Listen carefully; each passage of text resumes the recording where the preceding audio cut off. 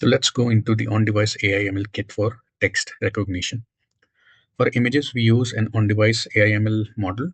Our text recognition helper class is a wrapper around Google's ML kit for text recognition. When the worker finds an image, it passes it to this helper.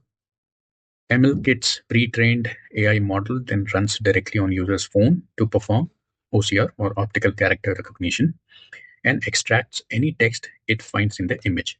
The most important part is that it is 100% on device. No images are ever uploaded to a server. None of the data from your phone goes out of your phone to the internet or anywhere else. This is a critical feature for user privacy and a key selling point for this application. Now let's look at the final step of saving the output or these conversions to database. After the text has been extracted from any file, whether it's PDF, docx, or image or XLS, the final step is to save it and in a format which we can use later. For each file, we create a file entity object. This is our room database entity. We combine the file's title with its extracted content to make both of them searchable. To be efficient, we add all of these file entity object to a list. Then after the entire folder has been processed, we call our DAO's insert all function to save all the new records to the database in a single fast transaction.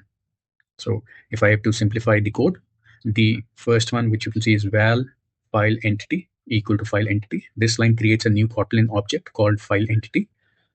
Think of this object as a structured digital note card that holds all the important information about a single file that it has just processed.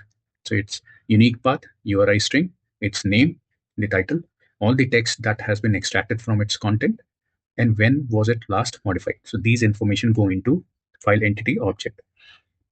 The next important code is DAO.insert all file entities to insert. This is the command that actually saves the data. DAO is our data access object, which is part of the code that knows how to talk to the room database. Instead of saving each note card one by one, which can slow the application, we first gather all of them into a single list called file entities to insert. The insert all function then takes this entire list and saves all the records to the database in one single highly efficient batch operation.